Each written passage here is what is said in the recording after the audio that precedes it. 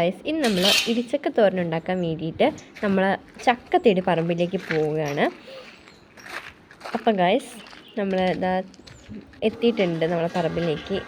നമ്മൾ ചക്ക എടുക്കാൻ വേണ്ടി പോവാണ്. നമ്മളിതാ ചക്ക നല്ല പാകമായ ഒരു ചക്ക കണ്ടുപിടിച്ചു, ഇടിച്ചക്കയ്ക്ക് പാകമായ ഒരു ചക്ക കണ്ടുപിടിച്ചു.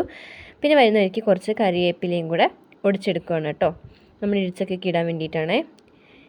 ഇന്ന് നമ്മൾ വീട്ടിൽ ഇടിച്ചൊക്കെ കൊണ്ടുവന്ന ശേഷം നല്ല രീതിയിൽ അതിൻ്റെ തൊലിയൊക്കെ ചെത്തിക്കളഞ്ഞ് വൃത്തിയാക്കണം.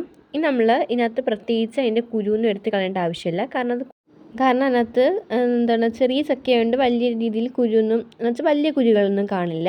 പിന്നെ നമുക്കത് നല്ല രീതിയിൽ ക്ലീൻ ആക്കിയെടുത്ത ശേഷം നമ്മൾ അത്യാവശ്യം വലിയ പീസാക്കി വെട്ടിയെടുക്കുക. ഇനി നമ്മൾ ഇതൊരു പാത്രത്തിലേക്ക് മാറ്റി അതിനകത്തേക്ക് നല്ല രീതിയിൽ വെള്ളം ഒഴിച്ച് കഴുകണം. ഇനി ഇത് ഉപ്പിട്ട് നമ്മൾ അടുപ്പിലിട്ട് വേവിക്കണം കേട്ടോ. ഇനി നമുക്ക് ഇടിച്ചക്കയ്ക്ക് തോരന് ആവശ്യമായിട്ടുള്ള തേങ്ങ, കൊച്ചുള്ളി, ജീരകം, മഞ്ഞൾപ്പൊടി, മുളക് പൊടി, കറിവേപ്പില, മുളക്, കാന്താരിമുളക് കേട്ടോ, പിന്നെ നല്ല വെളുത്തുള്ളിയും കൂടെ എടുക്കുക. ഇനി നമ്മൾ ഇടികലിനകത്താണ് ഇത് അരയ്ക്കുന്നത്.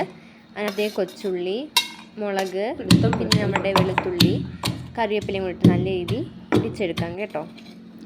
ഇടിച്ചിട്ട് നമുക്കൊന്ന് സ്പൂണിട്ട് മിക്സ് ആക്കി കൊടുക്കാം. ഇനി നമ്മൾ അതിനകത്തേക്ക് തേങ്ങയും ബാക്കി പൊടികളും ഇട്ട് നല്ല രീതിയിൽ ഒന്ന് ഇടിച്ച് എടുക്കണം കേട്ടോ. ഇടികല്ല് എടുക്കാനുള്ള കാരണമെന്ന് വെച്ചാൽ അതിനൊരു വേറൊരു പ്രത്യേക ടേസ്റ്റാണ്. അതുകൊണ്ടാണ് ഞാൻ ഇടികല്ല് എടുത്തത്. നിങ്ങൾക്ക് വേണമെങ്കിൽ മിക്സ് ചെയ്യാം കേട്ടോ. ഈ നല്ല രീതിയിൽ ഇടിച്ച് അതിന് നല്ല രീതിയിൽ ചതച്ചെടുക്കണം. അപ്പം ഒന്ന് സ്പൂണൊക്കെ വെച്ച് നല്ല രീതിയിൽ ആക്കി കൊടുത്തിട്ട് മിക്സ് ചെയ്ത് കൊടുത്തിട്ട് നമുക്ക് വീണ്ടും ഒന്ന് ചതച്ചെടുക്കാം. കാരണം എല്ലാ പോർഷനിലും ആ പൊടിയും ആ ഉള്ളിയുടെ ടേസ്റ്റും ഫ്ലേവറും എല്ലാം എത്താൻ വേണ്ടിയിട്ടാണ് നമ്മളിങ്ങനെ ചെയ്യുന്നത്. എരിയും. ഇനി നമ്മുടെ വേവിച്ച് വെച്ചേക്കുന്ന ഇടിച്ചക്ക ഒരു പാത്രത്തിലേക്ക് എടുക്കാം. അപ്പം ഞാനിപ്പോൾ ഇവിടെ എടുത്തേക്കുന്ന ചെറിയൊരു പാത്രമായിപ്പോൾ കേട്ടോ. നിങ്ങൾക്ക് വേണമെങ്കിൽ കുറച്ചും കൂടി വലിയൊരു പാത്രം എടുക്കണം. ഇനി നമുക്ക് നല്ല രീതിയിൽ ചതച്ചെടുക്കാം കേട്ടോ. നല്ല രീതിയിൽ ചതച്ചൊരു അത്യാവശ്യം തരിതരിയായിട്ടുള്ള, അധികം അങ്ങ് പൊടിയായിപ്പോലെ, അധികം അങ്ങ് വലിയ രീതിയിൽ പീസും കിടക്കാത്ത രീതിയിൽ ഒന്ന് നമ്മൾ ചതച്ചെടുക്കാം കേട്ടോ. ഇത് മിക്സിയിലും വേണമെങ്കിൽ നമുക്ക് ചെയ്യാം. മിക്സി ചെയ്ത് നല്ല രീതിയിൽ പൊടിഞ്ഞു പോകും. അതുകൊണ്ടാണ് നമ്മൾ ഇങ്ങനെ ചെയ്യുന്നത്. ഇടികല്ലിൽ ചെയ്യുമ്പോൾ ഒരുപാട് സമയം എടുക്കും. അതുകൊണ്ടാണ് പാത്രത്തിൽ ചെയ്യുന്നത്. ഇനി നമ്മളത് നല്ല രീതിയിൽ അത് എടുക്കുക. നല്ല രീതിയിൽ ഇവിടെ ഫൈനായിട്ട് പൊടിഞ്ഞിട്ടുണ്ട്. ഇനി നമ്മൾ ചട്ടി എടുത്തിട്ട് അതിന് നമ്മൾ ഓയിൽ ഒഴിച്ച് കടുകിട്ട് പിന്നെ നമ്മൾ കുറച്ച് ഉഴുന്നും കൂടി ഇട്ട് കൊടുക്കുന്നുണ്ട്. ഇനി നമ്മൾ അതിനകത്തേക്ക് കറിവേപ്പില, നമ്മൾ നേരത്തെ ഒടിച്ചുകൊണ്ട് വന്ന കറിവേപ്പിലിനകത്തേക്ക് ഇട്ട് കൊടുക്കുക.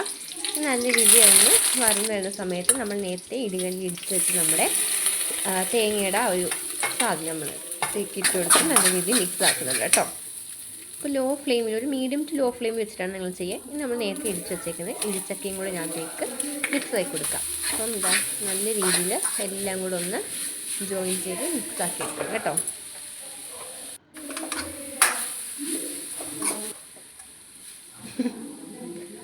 ഓക്കെ, അപ്പോൾ നല്ല രീതിയിൽ വന്നിട്ടുണ്ട്. ഇനി നമുക്ക് വേറൊരു ബൗളിലേക്ക് മാറ്റാം. നല്ല ടേസ്റ്റി ആയിട്ടുള്ള അടിപൊളി സാധനമാണ്. അപ്പോൾ നിങ്ങളിത് വീട്ടിൽ ട്രൈ ചെയ്ത് നോക്കാം കേട്ടോ. അതിന്